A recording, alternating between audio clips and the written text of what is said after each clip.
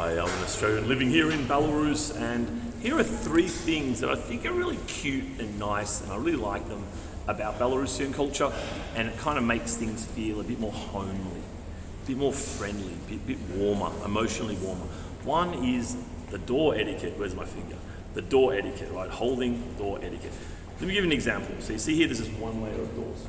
Often what you get in older style shopping centres are two layers of doors to prevent the elements kind of getting in, to prevent snow and wind and whatever when it's really cold. So you go through one door, then there's maybe a 2 metre gap, and then there's a second row and then another door to get in.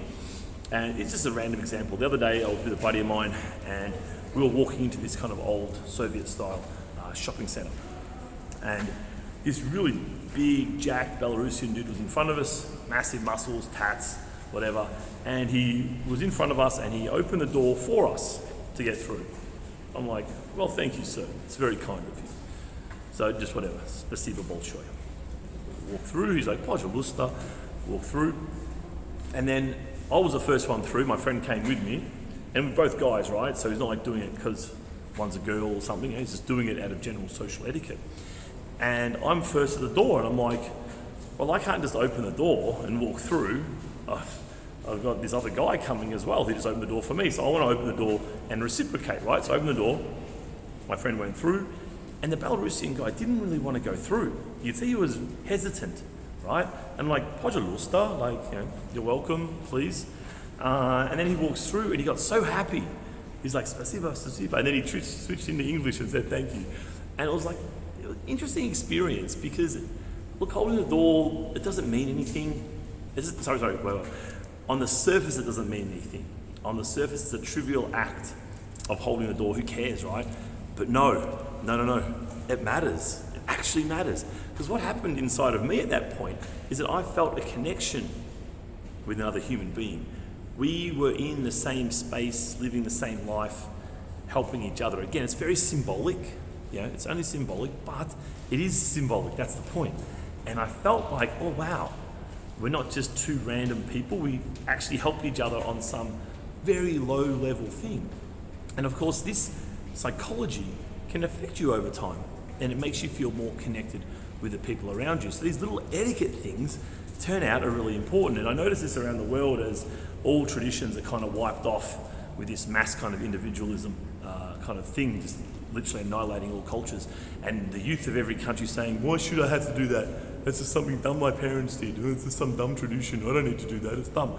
But actually, most of the old traditions had a point to them. They just weren't obvious, right? Second really cute thing that I love about Belarus is obviously it gets cold here, right? And sometimes the nights can be cold, the day's warm, and depends the season, what have you. Now, in all the restaurants and all the bars and all the cafes, they have a stash of these little blankets. Yep, a stash of blankets. And they bring them out for customers. Here, have a blanket. Nada, da, there you go, have it, right? And these things are well looked after. So I was thinking, why don't we have this in Australia? Because in Australia it also gets cold, right? In the south where I live, it gets cold. Why don't we have this? And I think that people just wouldn't look after them.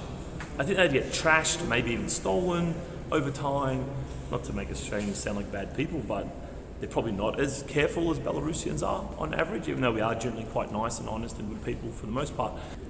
But yeah, this doesn't happen in Australia, and it's nice. It makes you feel like you're at home. You might be in a cafe outside, the wind's picked up a bit, but you don't want to go home yet. Here's a blanket, wrap that around you and just keep going. And it's totally normal when things are a bit milder, not cold, but it's mild, that lots and lots of people are just lined up in the cafes or restaurants with blankets around them to make them feel comfortable. It is really, really nice. And again, it makes the restaurant or the cafe feel a lot more like home. The third example of something really kind of cute and nice is a female friend of mine who's Belarusian was in a restaurant with her husband. And now she is trialing some kind of diet, some kind of specific micronutrient thing going on, right? So she doesn't want to go to the restaurant and eat whatever's in the restaurant. She wants to eat whatever her meal plan is. So she takes the meal into the restaurant and she says, is it okay if I don't eat? My husband will eat, like order, but I want to eat this because it's a special diet I'm on. And they're like, sure, no worries. Do you want us to heat it up for you?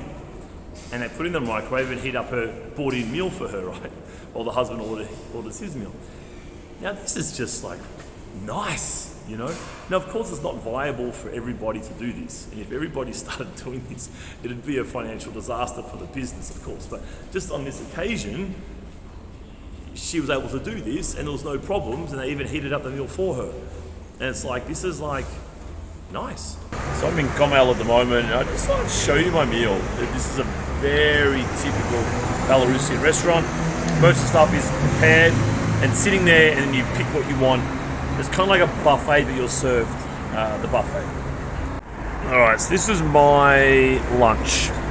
So in order of how I ordered it, these two sausages here, Belarus is famous for its sausages. They're very high quality, they're very lean, high in protein. These ones are made from chicken. I had one yesterday, they're very, very good.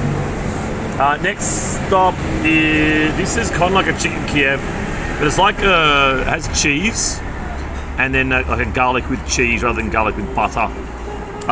Then I went to the potato area, and the queue was so long, right? I'm not making fun of stereotypes here, but the queue was so long to get mashed potato, kartoshki free.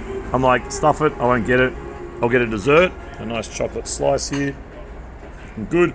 And it's like, well, I need some other carbs apart from that, so I got a bit of bread. And in total, this was, let's see how much everything costs here. So it was $14.39. So in US dollars, it'd be around $4.50, $4.60 there for each of these items. So in particular, the bread there was 30 kop, which is around maybe 10 cents. Tart chocolate was 4.3 here, so about 150. The sausages were between them, kolbaski, 6 rubles. So for these two, it was around maybe $2, $20.30. And then the kuritsa with cheese, about $1.50. And it's not actually a fillet, by the way. It's actually going to be a sausage meat with the cheese inside. As you're probably aware, I've been living here for quite some time. And if you want to come and visit Belarus, or even to live here, buy a property here, or maybe find a woman and settle down and marry and have a family, I'm your man to help you. Do hit me up at marriedinminsk.com, and we can chat about your potential options.